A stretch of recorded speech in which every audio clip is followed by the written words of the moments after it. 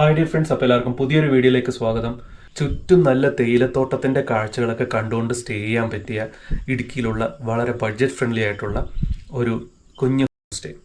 ഈ ഒരു A frame കോട്ടേജിൻ്റെ കാഴ്ചകളും വിശേഷങ്ങളും ഒക്കെയാണ് ഇന്നത്തെ ഈ കുഞ്ഞു വീഡിയോയിലുള്ളത്. അപ്പോൾ എപ്പോഴും പറയുന്നത് പോലെ വീഡിയോ മുഴുവനായിട്ട് കാണുക, തുടർന്ന് നമ്മളെ സപ്പോർട്ട് ചെയ്യുക.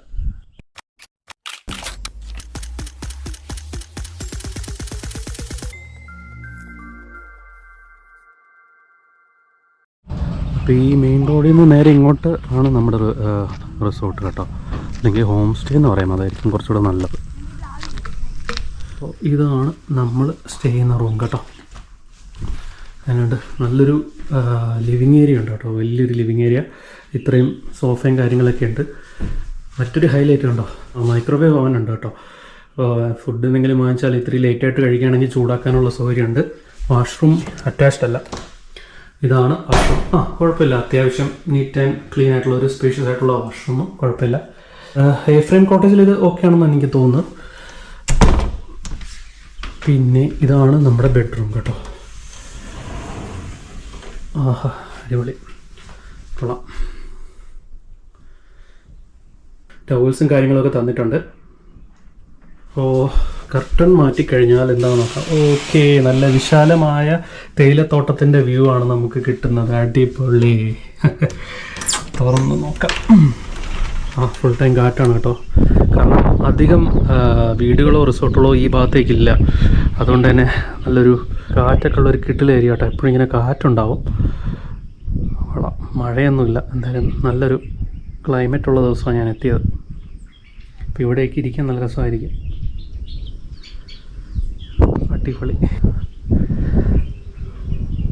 ഇത് കഴിഞ്ഞിട്ടില്ല ആക്ച്വലി. ഇതുണ്ടോ, മുകളിലൊരു ബെഡ് ഏരിയ പോലെ ഉണ്ട്. നമുക്ക് മുകളിലും കൂടെ കയറി നോക്കാം. കുട്ടികളൊക്കെ ആയിട്ട് വരുന്നവർ സൂക്ഷിക്കണം. എനിക്കൊന്ന് ഫാമിലീസിനൊക്കെ ഇഷ്ടപ്പെടും, അതുപോലെ കപ്പിൾസ് ആണെങ്കിലും ഇഷ്ടപ്പെടും. എനിക്കൊന്ന് ഈ മുറിയിൽ 5 പേരൊക്കെ ആണ് കൊടുക്കുന്നതെന്ന് തോന്നുന്നു കേട്ടോ. അടിപൊളി. പക്ഷെ ഫാനും കാര്യങ്ങളൊക്കെ ഉണ്ട്. എനിക്കൊന്ന് ജനൽ തുറന്നിട്ടാൽ മതി. എന്തായാലും കൊള്ളാം. ഇതൊക്കെ ഒരു എന്താ പറയുക, ഒരു കിടിലം എക്സ്പീരിയൻസ് ആട്ടോ. സമയം ഇപ്പോൾ വൈകിട്ട് ഒരു 4:45. നമ്മൾ ഈ റൂം സ്റ്റേയുടെ തൊട്ടടുത്തുള്ള ജംഗ്ഷനിലേക്ക് വന്നു. ഇവിടെ ഒരു ചെറിയ ചായക്കടയുണ്ട്. അപ്പോൾ ഇവിടെ നിന്നൊരു വൈകിട്ടൊരു ചായയൊക്കെ അടിക്കും, ഒരു സ്ട്രോങ് ചായ.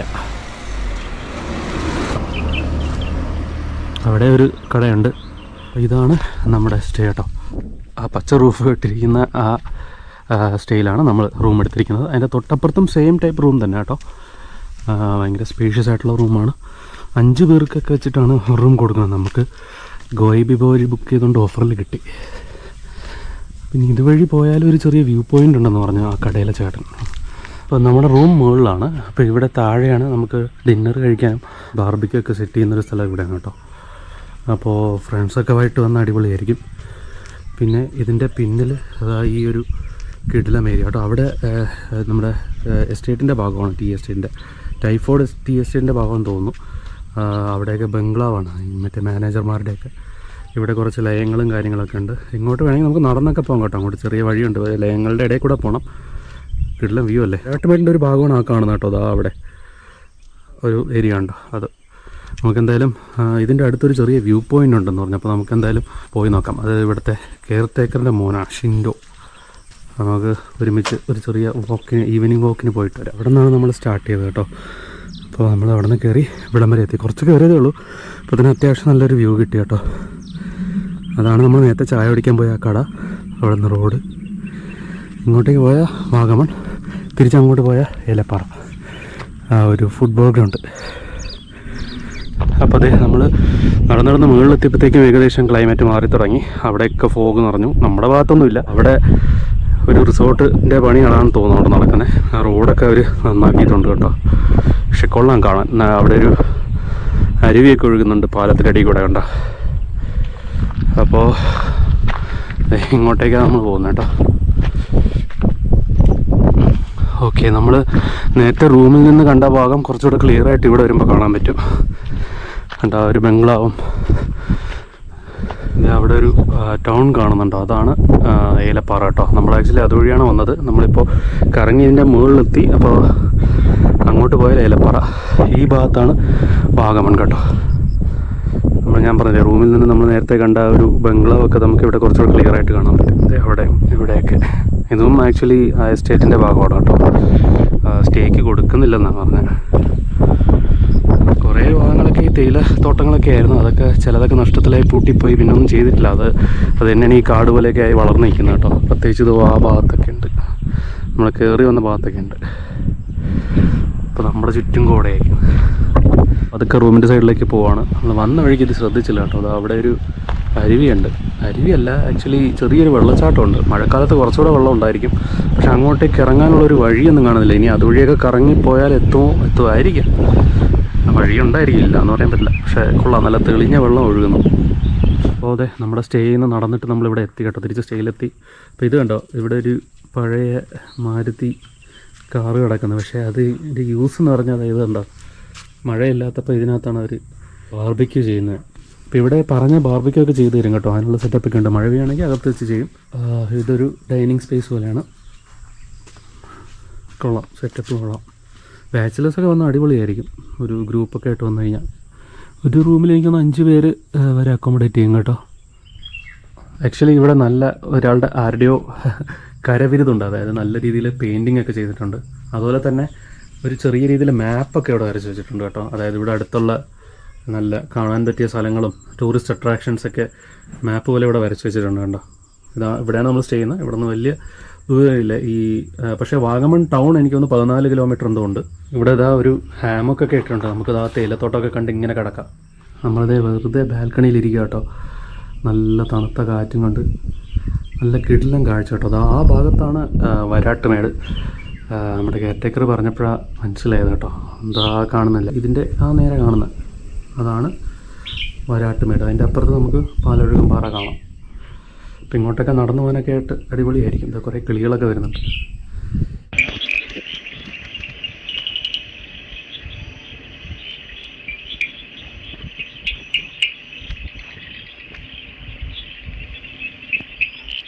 ഇതാണ് നമ്മുടെ കൂടാരം കൗണ്ടി റിസോർട്ട് അല്ലെങ്കിൽ ഹോം സ്റ്റേയുടെ ആ ഒരു നൈറ്റ് ആംബിയൻസ് കേട്ടോ. പുറത്തെ ലൈറ്റൊക്കെ ഇട്ടിട്ടുണ്ട്. തൊട്ടപ്പുറത്തേൽ ആളില്ല കേട്ടോ. അതാണ് അവിടുത്തെ ലൈറ്റ്സ് ഒന്നും ഇടാത്ത. പിന്നെ താഴെ ബാർബക്യൂ ഒക്കെ സെറ്റ് ചെയ്യുന്ന ഏരിയ, അല്ലെങ്കിൽ ഒരു ഡൈനിങ് ഏരിയ ആണ് അത്. കിടിലം ഏരിയ കേട്ടോ. നല്ല തണുത്ത കാറ്റാണ്. പുറത്ത് നിൽക്കാൻ ഇത്തിരി ബുദ്ധിമുട്ടാണ്. ജാക്കറ്റ് ഒന്നും എടുത്തിട്ടില്ല. ഞാൻ ഇത്രയും തണുപ്പുണ്ടാവുമെന്ന് പ്രതീക്ഷയില്ല കേട്ടോ.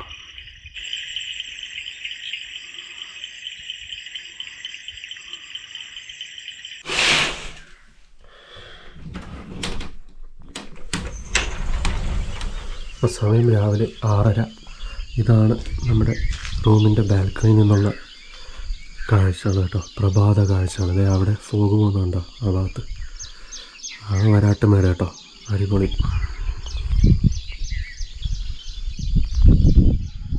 ഇതാണ് കേട്ടോ നമ്മുടെ റൂമിൻ്റെ ഫ്രണ്ടിലത്തെ കാഴ്ചകൾ രാവിലത്തെ. അപ്പോൾ അവിടെയൊക്കെ കോടമഞ്ഞ് വരുന്നുണ്ടോ.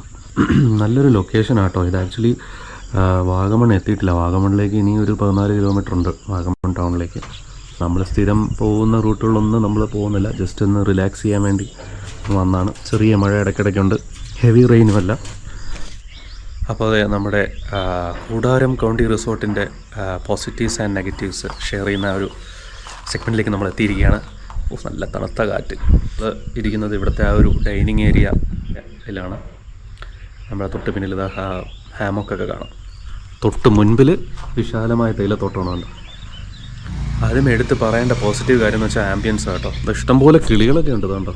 ഇഷ്ടംപോലെ കിളികൾ. മെയിൻ റോഡ് കുറച്ച് താഴോട്ടാണ്, അതുകൊണ്ട് തന്നെ വണ്ടികൾ പോകുന്ന സൗണ്ടൊന്നും കേട്ടൂടാ. പിന്നെ ഞാൻ വന്നതൊരു വീക്ക് ഡേ ആയതുകൊണ്ടും തിരക്കൊന്നുമില്ല റോഡുകളൊന്നും. ഏറ്റവും എടുത്ത് പറയേണ്ട ഒരു പോസിറ്റീവ് കാര്യം എന്ന് പറയുന്നത് ആംബിയൻസ്.